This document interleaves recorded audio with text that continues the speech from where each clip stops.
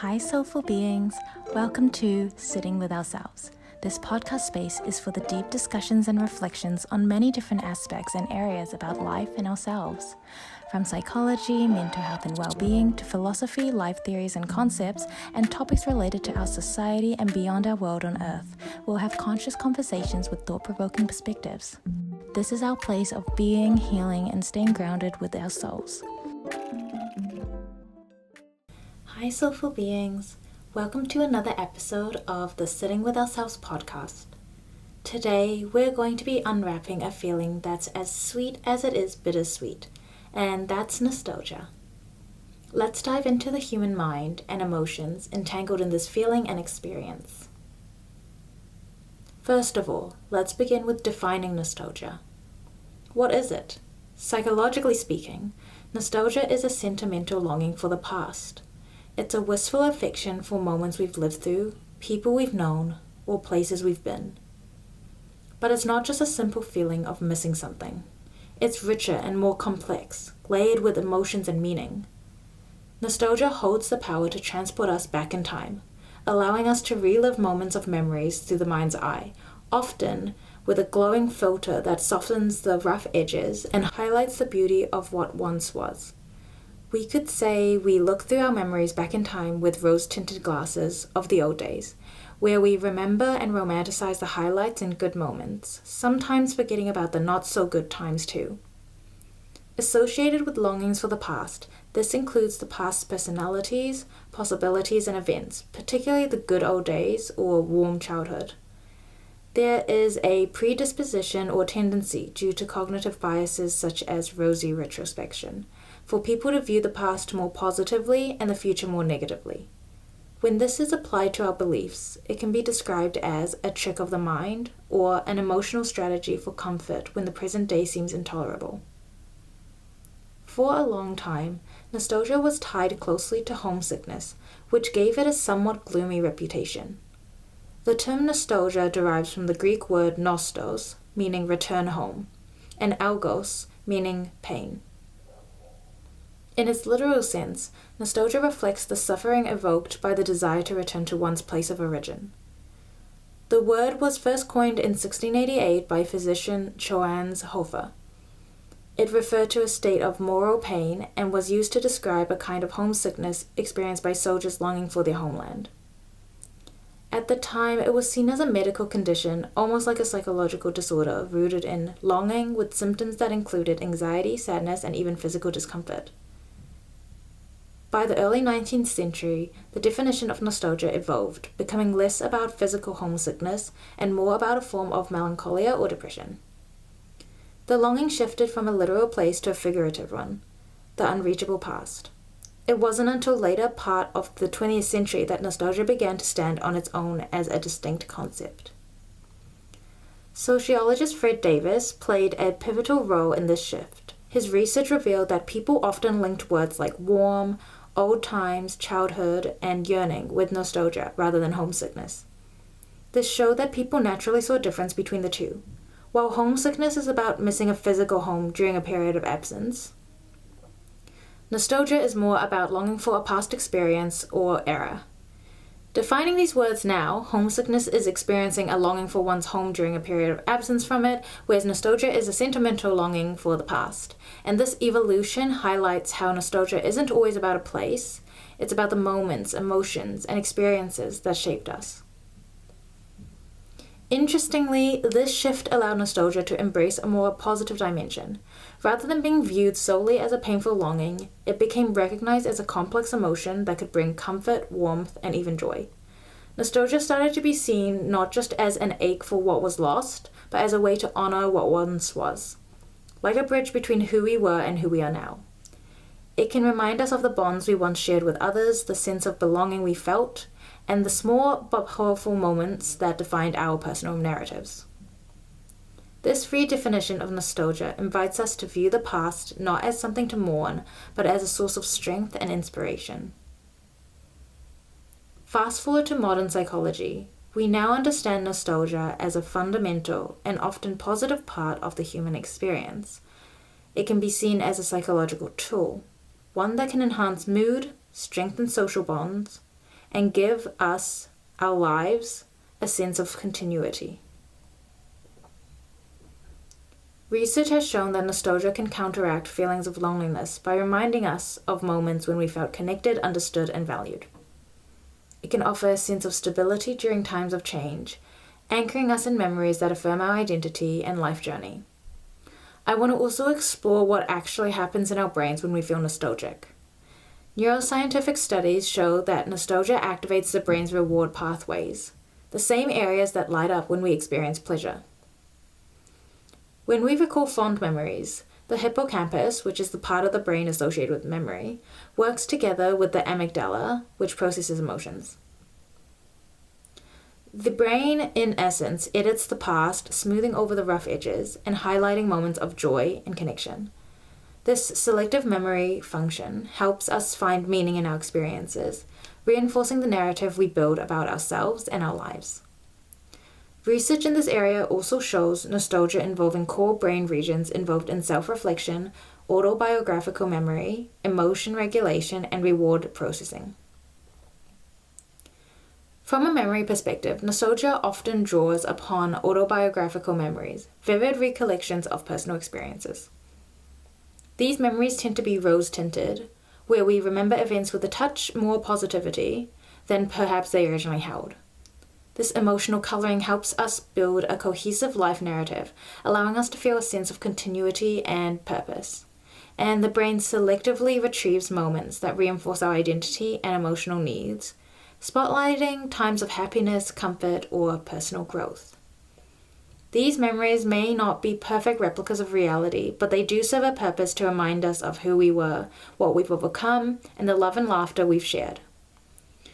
Research also points to sensory stimuli as primary instigators to sparking memories, such as sounds, sights, and scents. Music is obviously known to be a powerful catalyst for nostalgia, as one example. A song from a specific era or time in our lives can instantly transport us back, rekindling old emotions and memories. But it's not just about the past. Nostalgia connects to the present and future too. When we reminisce about the moments of happiness and fulfillment, we're reminded of the emotions we felt, the warmth of laughter shared with old friends, the sense of belonging during a family holiday, or the confidence we once carried in a fleeting moment of triumph. These memories aren't just about the external circumstances. They're tied to the internal states we experienced at the time. Psychologically and mentally, this can be incredibly beneficial because reflecting on moments of happiness and fulfillment can boost our mood, increase self-esteem, and even inspire hope for the future. By reconnecting with times when we felt loved, capable, or joyful, nostalgia can remind us that those feelings are still within us, that the person we were in those moments is still part of who we are today. It's a way of borrowing strength from the past to face the present and future, creating a sense of emotional continuity that keeps us grounded. But did you know that there are different types of nostalgia? First, we can start with the obvious positive versus negative nostalgia, whereby positive nostalgia is characterized by the rose-tinted, happy memories, and negative nostalgia is characterized by the bittersweet and even painful memories, which can associate with feelings of regret, sadness, or longing. Now, I want to move on to the other two types I was interested in on a deeper level when researching nostalgia. It can generally be categorized into two main forms: restorative nostalgia and reflective nostalgia. Restorative nostalgia focuses on a desire to return to the past, to recreate or relive it as it once was. It's often rooted in a longing for a better time, a yearning for the past, not just as a memory, but as something we wish we could happen again. It's what drives people to reunite with old friends, revisit childhood homes, or revive traditions. Svetlana Boym, a cultural theorist, once said, "Restorative nostalgia puts emphasis on nostos, returning home, and proposes to rebuild the lost home and patch up the memory gaps. While this can be a beautiful way to reconnect with our roots, it can sometimes trap us in an idealized version of the past, convincing us that the only way to find happiness is to return to what once was. This is where nostalgia's lie becomes evident. The past may seem golden because we've polished its rough edges in our minds." We can also see this vividly reflected in Taylor Swift's lyrics from her song I Hate It Here. When I was researching this topic, these song lyrics came to mind and felt that they were relevant to share in this discussion. The song lyrics go, "My friends used to play a game where we would pick a decade we wished we could live in instead of this. I'd say the 1830s, but without all the racists and getting married off for the highest bid. Everyone would look down 'cause it wasn't fun now. Seems like it was never even fun back then. Nostalgia is a mind's trick. If I'd been there, I'd hate it. It was freezing in the palace." Her words cut through the illusion that the past was a magical era free of flaws. It's a sobering reminder that nostalgia can romanticize the past, painting a picture with all the shadows conveniently brushed away. This ties into George Bowles' observation that nostalgia is a seductive liar, evoking edited or filtered pictures of times in the past, with all the shadows painted out. Restorative nostalgia can indeed blind us, making us yearn for an airbrushed version of history, a comforting lie dressed up in soft focus moments. This is almost turned into a media analysis, but anyways, that's just something I thought of when I was researching. Nostalgia, while often a source of warmth and comfort, also has a complex side, one that ties into the concept of escapism. Sometimes, when the present feels overwhelming or the future uncertain, we retreat into the past using nostalgia as a sanctuary. This form of escapism allows us to momentarily step away from current struggles and lose ourselves in the golden-hued memories of better times. It's a mental getaway, a way to shield ourselves from discomfort by wrapping ourselves in familiar and idealized recollections. Restorative nostalgia in particular can fuel this escape. As we've discussed, it's the type of nostalgia that longs to rebuild or relive the past exactly as it once was. When life feels chaotic, we might romanticize past experiences, convincing ourselves that returning to those moments or recreating them will solve our present discontent. However, this can create that mental trap, and as Taylor Swift sung, "Nostalgia is a mind's trick. If I'd been there, I'd hate it." Her words remind us that the past, while beautiful in memory, wasn't without its flaws. The mind's tendency to forget these shadows means we might be escaping to a place that never fully existed, a rose-tinted version of reality. From a psychological standpoint, using nostalgia as escapism can be both comforting and problematic. On one hand, brief nostalgic reflection can provide a mental break, offering a sense of stability and continuity. It can soothe anxiety and uplift mood, reinforcing the idea that we've experienced joy before and we can do so again. On the other hand, overindulging in this form of escapism might prevent us from confronting the present. If we constantly seek refuge in the past, we risk neglecting the growth, change, and opportunities that the present moment offers.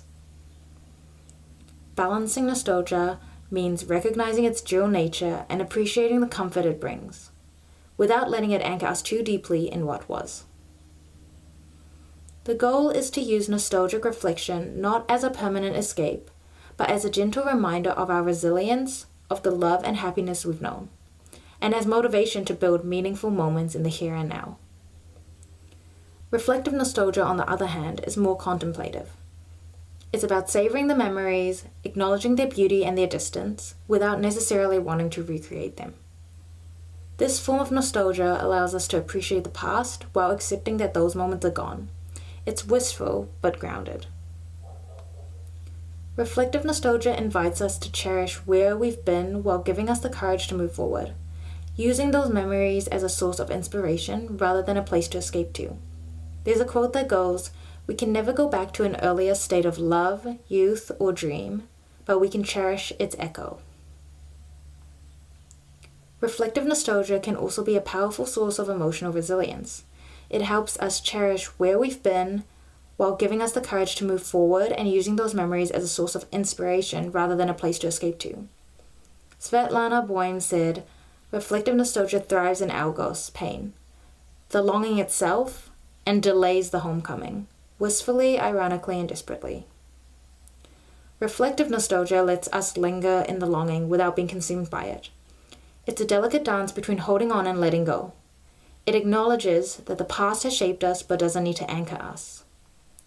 Marcel Proust captures this beautifully when he says, "Remembrance of things past is not necessarily the remembrance of things as they were."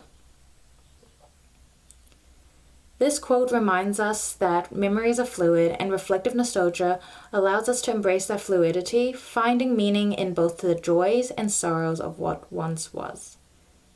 Similarly, there's a quote that adds depth to this by stating, "Nostalgia is a memory trick, a time machine that allows you to unlock the happiest of times, but rarely the pain that came with them." Reflective nostalgia gives us the permission to feel the ache of longing while staying rooted in the present. And this is different to the restorative nostalgia.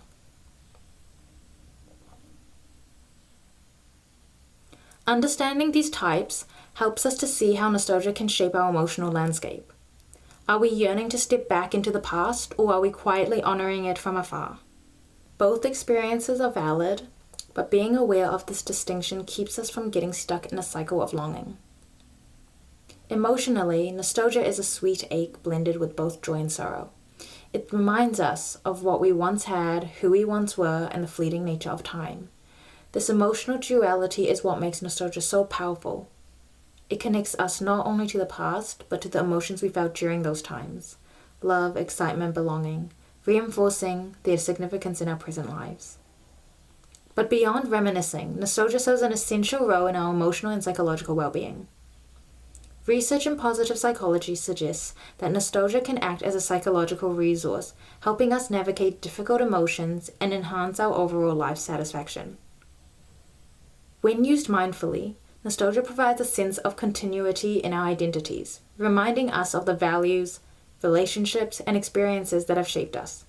It strengthens our sense of self by reinforcing the narrative of who we are and what has mattered to us over time. Moreover, nostalgia has been shown to counteract loneliness.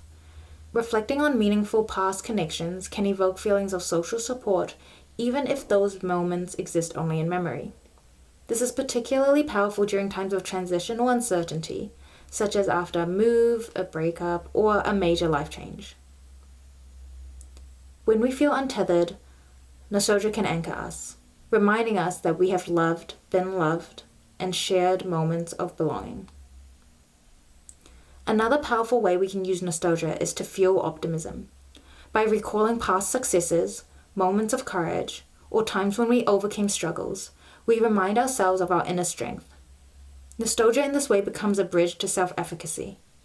If we've made it through challenges before, we can do so again. Instead of being a mere retreat into the past, nostalgia can serve as a source of encouragement for our future selves. To harness nostalgia positively, we can intentionally use it as a tool rather than passively drifting into longing. Engaging with nostalgia through storytelling, music, or revisiting old photographs can help evoke feelings of warmth and gratitude, rather than regret or stagnation. Writing about nostalgic memories, for instance, has been found to increase feelings of meaning and connectedness. Similarly, sharing nostalgic moments with loved ones strengthens bonds as it reinforces shared histories and deepens emotional ties. Ultimately, nostalgia reminds us that time moves forward, but the moments that have mattered to us remain significant. When used wisely, it is not just a longing for the past, but a means of enriching our present and shaping our future with purpose. I want to leave you with this thought. Nostalgia is like a bridge between who you were and who you are becoming. It's not about living in the past, but about carrying the past with you, a soft echo of what once was, giving you strength for what's yet to be. Before we close off and finish our session of conversation, let's take a moment for reflection. In a quiet space, take a deep breath and think of a memory that fills you with warmth. A simple, happy moment from your past. As you hold that memory in your mind, ask yourself, and feel free to write these down for yourself too. What about this memory brings me comfort or joy?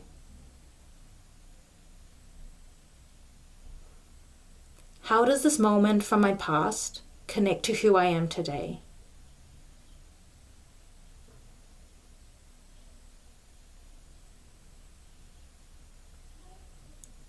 Is there a lesson, a feeling, or a piece of myself from that time that I want to carry forward?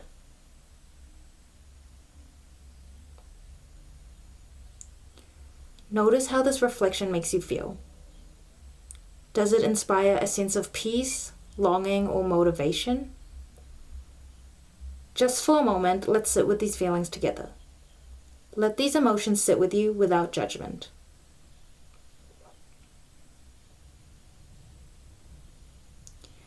Thank you so much for listening and tuning into this month's episode on Sitting with Nostalgia. I would love to hear your thoughts on this topic, or if you have a nostalgic memory you feel comfortable sharing in the comments. Or perhaps you could go on and share a nostalgic memory with someone you love right after this episode finishes. Notice how it makes you feel. I'd love to hear about it. Until next time, take care of your mind and heart always.